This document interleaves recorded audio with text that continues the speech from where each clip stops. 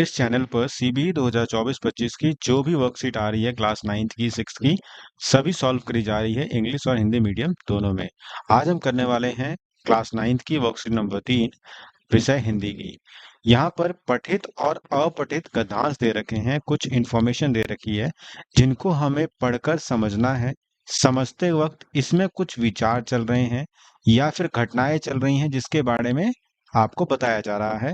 इसमें कौन कौन से कैरेक्टर इन्वॉल्व हैं, उन कैरेक्टर के क्या मुख्य विचार हैं, उनको अनुक्रम यानी एक ऑर्डर में पहचान करते हुए इसी गद्यांश को ध्यान पूर्वक पढ़ के हमें 1 से 4 यानी 4 प्रश्नों के उत्तर देने हैं। ध्यान रखिएगा, इसी गद्यांश को पढ़ के इसी में से इसी के मुताबिक आपको उत्तर देने हैं, अपना कुछ भी जोड़ के या घटाकर उत्तर नहीं देना। तो आइए, ये गद्यांश बहुत ही अच्छा है। हम सुबह-सुबह उठते हैं और सुबह-सुबह उठते ही हम एक चुस्की लेते हैं बड़ी अच्छी चीज़ की, उसके बारे में यह गद्यांश है। तो आइए पहले इसको पढ़ते हैं और फिर क्वेश्चंस को आंसर्स करेंगे। यहाँ बात हो रही है ठंड के समय की। चीन के महाराजा नाम सैन नांग था। गर्म पानी पी रहे थे, उसी समय उनके कटोरे में कुछ पत्तियां आके गिर जाती हैं। इन पत्तियों के पानी में गिरने से रंग भूरा हो जाता है उस पानी का और कमाल की खुशबू आने लग जाती है। सैन नांग से रहा नहीं जाता, वह इसे पीना शुरू कर देते हैं और जैसे ही इसे पीते हैं तो वह मंत्रमुग्ध यानी बहुत खुश हो जाते हैं। 2737 ईस्वी पूर्व राजा सैन नाग के सपने में भी ऐसा कभी नहीं सोचा कि दुनिया में कितनी अमूल्य उपहार देने जा रहे हैं। इन पत्तियों को गर्म पानी में गिरने के बाद उनको दीवाना बना दिया था। हिंदुस्तान में चाय लाने वाले अंग्रेज थे। 1820 में ईस्ट इंडिया कंपनी ने चीनी बीज और चाय, चीनी बीज का मतलब क्या है, चाइना से बीज लेकर आए और चाय की खेती के लिए चीनी तकनीक का इस्तेमाल करना शुरू कर दिया। इसे बड़े पैमाने पर बढ़ाया गया और जो भी लोग कार्य करते थे उन्हें बड़े पैमाने पर जमीन भी दी जाती थी। यह चाय खासकर कोरिया, ताइवान और जापान में बहुत चाव से इस्तेमाल की जाती थी। चाय जो चीन से पहले दवाई के रूप में इस्तेमाल होती थी। चाय क्या होता था, चाय की जो पत्ती है वो चीन में दवाई के इस्तेमाल होती थी, लेकिन आने वाले समय में इसकी मांग इतनी बढ़ गई कि लोग दैनिक जीवन में इसका इस्तेमाल करने लग गए और ईस्ट इंडिया कंपनी ने इसको देखते हुए असम में उगाने का फैसला लिया। वह बड़े पैमाने पर जमीन भी देते थे इसे उगाने के लिए।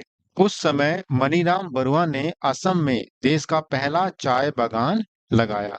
तो यहाँ पर जो मुख्य बात दी गई है वो चाय के इर्द गिर्द दी गई है कि चाय कैसे खोज हुई, किस तरीके से उसने सबको दीवाना बनाया और कहाँ कहाँ पर इसकी खेती शुरुआत में की गई। अंग्रेज भी इसके आशिक हो गए, कोरिया भी इसके आशिक हो गए। चाइनीज और चीनी तो सबसे पहले इस्तेमाल करते थे दवा के रूप में, बाद में उन्होंने इसे दैनिक जीवन में हर सुबह इस्तेमाल करना शुरू कर दिया। तो बहुत ही अच्छा लेख पढ़ लिया है हमने। अब हम करने जा रहे हैं इसके क्वेश्चंस। चीन के राजा सैन नाको किस मौसम में गर्म पानी पी रहे थे? देखिए, जिन बच्चों ने इसे पढ़ा नहीं है वह इसके आंसर देना बहुत कठिन है। बच्चे क्या करते हैं, जल्दी से आंसर की तरफ चले जाते हैं। जाहिर सी बात है कि वो गर्म पानी पी रहे थे, उस गर्म पानी में पत्ता आके गिरा था। तो उस वो जो गर्म पानी पी रहे थे, कौन से मौसम में पी रहे थे? सब बच्चे इसे पतझड़ लगाएंगे, लेकिन पतझड़ का मौसम नहीं है, वह सर्दी का मौसम था। वह गर्म पानी पी रहे थे और उसमें चाय की पत्ती आके गिरी थी। अगर आपने इस चैनल को सब्सक्राइब नहीं किया है तो इसे सब्सक्राइब जरूर कर लें।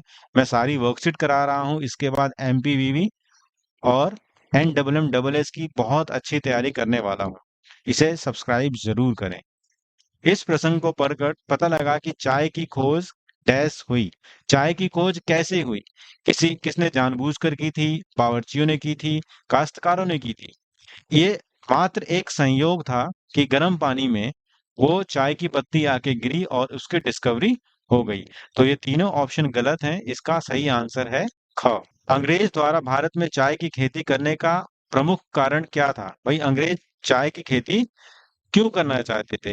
भारतीयों को चाय का स्वाद चखाना चाहते थे? बिल्कुल नहीं। भारतीय काश्तकारों को रोजगार देना चाहते थे? ये भी नहीं। भारतीय काश्तकारों का शोषण करना था? ये भी नहीं। व्यापार बढ़ाकर मुनाफा कमाना उनका मुख्य उद्देश्य था। गद्यांश के आधार पर असत्य कथन, देखिए बाकी सारे जो हैं वो सत्य है। कोई एक ऐसा है जो असत्य है, उसको हमें यहाँ पर छांटना है।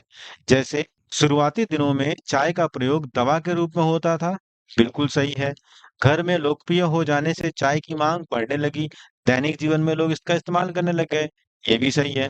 भारत में दक्षिणी भाग में चाय का पहला बागान लगाया गया। देखो, दक्षिणी भाग में ये चाय का बागान नहीं लगाया गया था, असम में लगाया था। असम मतलब उत्तर पूर्वी भाग में लगाया गया था।